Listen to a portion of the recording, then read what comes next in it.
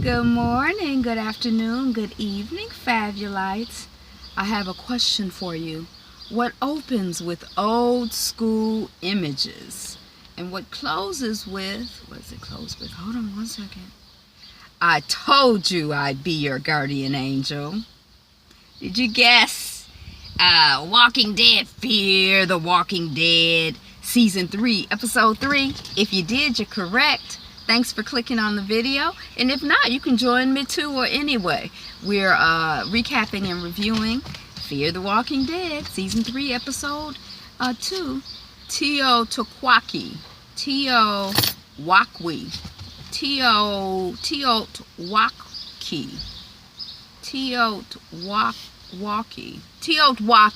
TEOTWAWKI. All right, so let's see how we got from opening to closing. I'm Angela and the channel is Be Fabulous You. Okay, so we start off with an infomercial video by Old Man Jeremiah. And he's talking about the end of the world as we know it. That's what TEOTWAWKI is. The end of the world as we know it, also known as TE. The end! And he's selling part of a 4-part video system for surviving the end. So we have realized, if we didn't already know, that he was one of these survivalists that are out here. You know, it's some survivalists out here. So it's kind of cool to encounter some survivalists, because I was you know, I'm expecting us to encounter some foragers and, you know, just kind of different people who have different types of experiences from this world and the new world. So we're at the Broke Jaw Ranch. Is that what it's called? Broke Jaw Ranch? And it's a meeting. Oh, actually it's Charlene's funeral, I guess. And the mama, I think her mama, I don't even know who Charlene is, but she dead. And the mama is upset because she risked her life. She lost her life for the unprepared. And then she looks over at the Clarks, or maybe she doesn't look at them with her eyes, but all energy is on them because they are the unprepared. And then a man, Werner, gets up after, I think it's after Maddie gets up and says, hey, let me introduce myself. I'm Madison. These are my children, Nick and Alicia. And, you know, I lost someone too. I'm sorry for your loss. My husband, Travis, is dead. And then a man, Vernon, gets up and he says, oh, you know, we need to mourn and everything, but who brought down the helicopter? What's up with the helicopter? What's going on? And then the otters, you know, it's 3 different voices, but they're kind of saying the same thing, but not exactly the same thing. One of the brothers is like, we gonna find them and kill them. And another one is like, well, one of the men is like, we researching, we gonna find out what happened and we gonna deal with it. And then another one is like, we gonna plan for a better future. Okay, so then Gretchen invites Alicia. Oh, I'm sorry for your loss. Why don't you come to Bible study with us? Alicia is not into it. And then we see Lucy, and she's with Nick, and she is ready to go. As soon as they free me, we go. And Nick is like, I should have killed Troy when I had the chance. Okay, so then Maddie comes home to her home, and she's confronted sneakily by treacherous Troy. And he says, I see you using Travis's name, so we think of him as a person. Oh, so you were a school counselor back in the old days? I never attended school because of, and is he referring to himself in the 3rd person? He says Troy's social issues, his own social issues. I missed that. I wasn't clear. I'm like, he is kind of crazy, so I could see him referring to himself in the 3rd person, but I wasn't clear. And you know, they kind of have some interaction, and he leaves. And when she came in, he was laying in the bed. And so when he tried to leave, she like, young man, when you came in here, that bed was made. So he goes and he makes up the bed. Oh, treacherous one-eyed Troy. She being a boss mama with him. All right. So then at the water station, last we knew of Strand, he was in the car, the sports car, getting in the sports car, his color, his style, ready to go. He gone. So he's up at this place that I know is a water station. And he meets, he trying to meet up with his frenemy, Dante, who's the boss. And Victorious Victor almost died trying to sell himself to the underling doorkeeper as a VIP. The underling is like, get in line like everybody else. He like, I'm not here for water like everybody else. Dante is my friend. The man is like, get in line like everybody else. Oh no, I'm not getting in line. I'm too good for that. Do you know who I am? I'm Victor Strand. And the guy almost kill him. Then Dante comes and rescues him, his frenemy from the good old days. Okay, so then back with the Jolly Ranchers, it's a family meeting of the Clarks. Nick, Alicia, and Maddie. No, Nick, says Mom, we are not going. Travis died getting you and getting us here. We'll deal with the Lucy issue if it becomes an issue.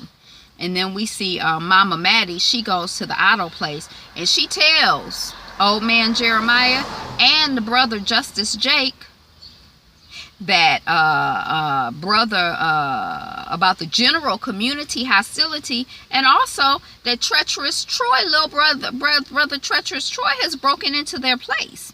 And then Maddie says yes when asked, I am hard to like.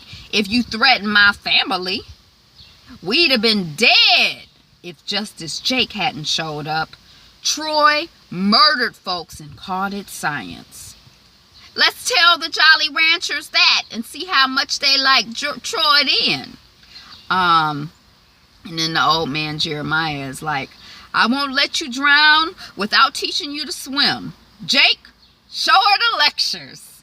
She getting the infomercial series for the low cost of free. Damn this end of the world as we know it situation. He got to get this stuff to get our way for free.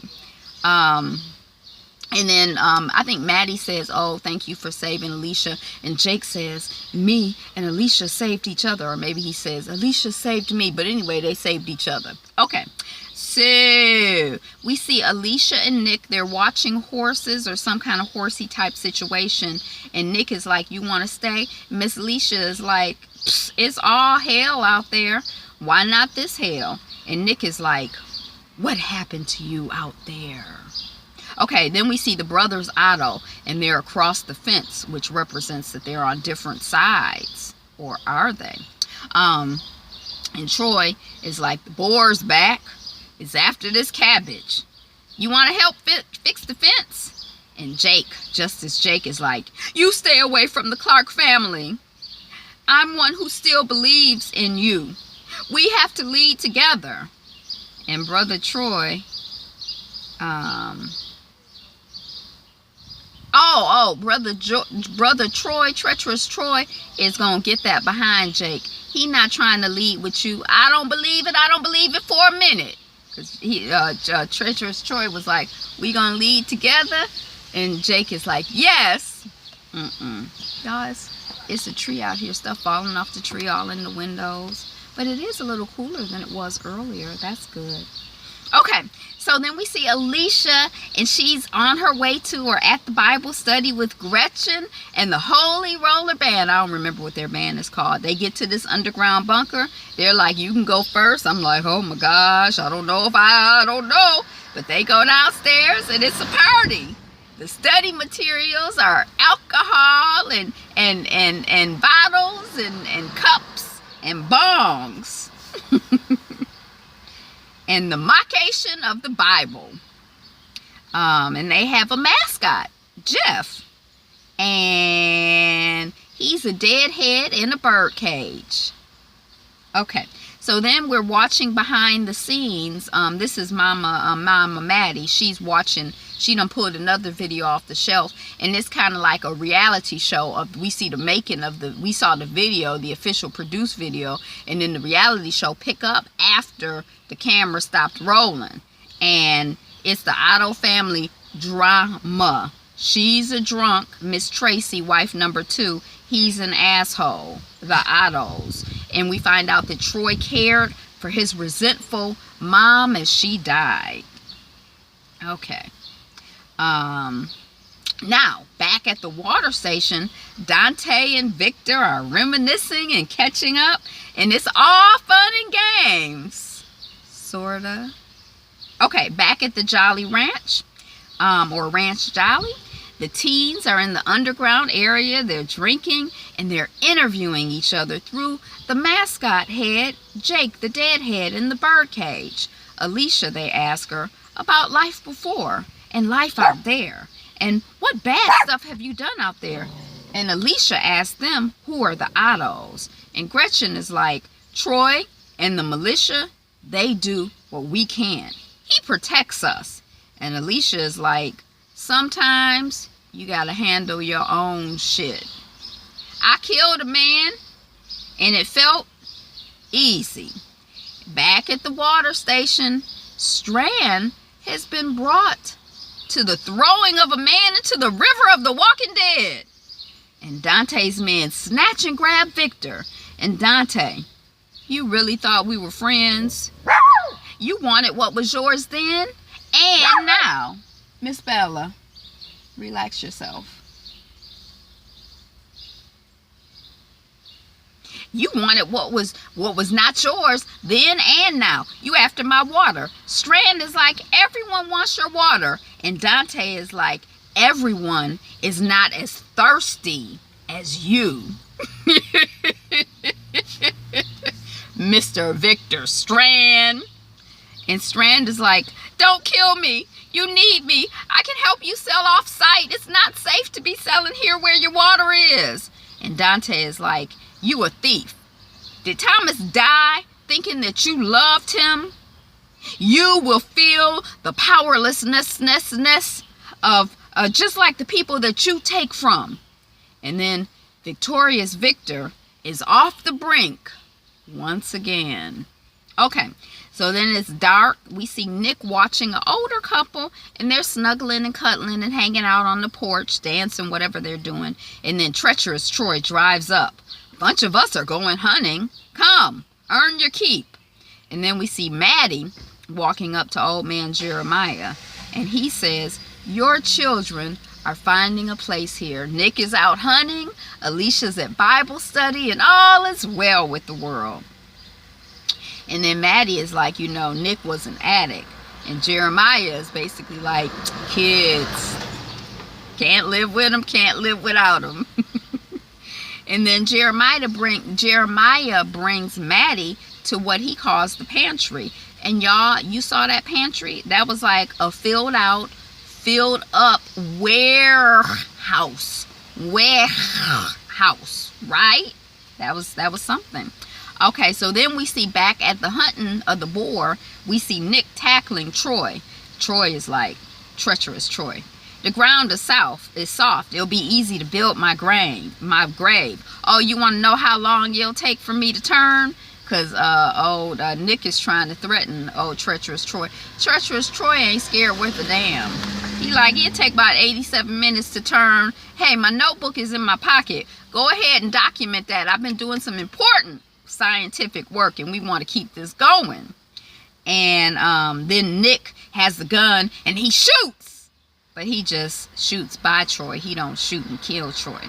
And then he destroys Troy's records or spews them all over the ground or whatever. And then they're laughing and it's all fun and games. And Troy says, I think we can be friends now. All right.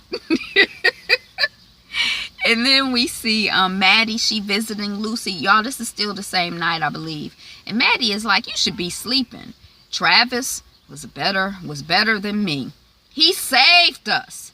We honor him by surviving now at all costs. That's like echoing this thing, you know, last episode. You know, she like trying to let us know she hard, she ruthless. Oh, Maddie, Mama Maddie. And then we see it's like daytime. The Bible study group is coming back to the ranch. The boar has been caught. It's being cooked. We get an update to the community on Outpost Alpha by old man Jeremiah after some whisperation from judicious son Jake. Was it Jake who whispered? I don't know. He said, listen up. We ain't heard nothing back. We need volunteers to go out with Troy. It could mean nothing. It could mean something. We got to go check it out. And then about 4 or 5 male ranchers volunteer and Maddie volunteers. And then she sit down next to treacherous Troy. He like, your children are over there. And then she take her napkin and she put it on his lap. She like, okay, here's your little nappy baby boy.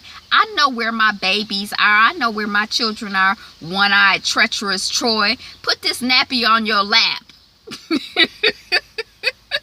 And then Troy is like, I don't know. I think he likes this mama role. He might be some, he might be into this, cougar race. I don't know what's going on with them, but it's kind of funny to me. Okay, it may be nothing except for she like being his mama, his mother figure for him. And finally, back at the water station with less than 1 minute to go in the episode, where we have realized that it's all fun and games with the frenemies until someone almost got thrown over a wall and into a pit of walkers. So we see Strand in his cell, in a cell-like room. It's kind of a big space. He's alone. A drink flask is placed on the windowsill after somebody raps on the bars. And then we see this guy from before. He's a blast from the past. That place, I don't know if it was, I don't know, but there was this place where the people were really into honoring the dead. I think they had a bunch of the dead, their dead who had been killed in a garage. And this guy used to talk to literally, dead people. Didn't he see visions or something? And there was a woman who was leading that group. He talked to spirits, right? It wasn't his name Daniel. I don't know. But he says, I knew you was going to drink all that water. And then Strand looks at him and he says, I told you I'd be your guardian angel. That was the end of episode 3. Are you watching Fear the Walking Dead? That's all I got, y'all. Thank you so much for being here.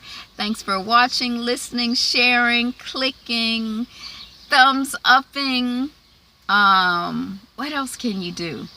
Loving, and for being you, being fabulous, and being fabulous you. Mwah.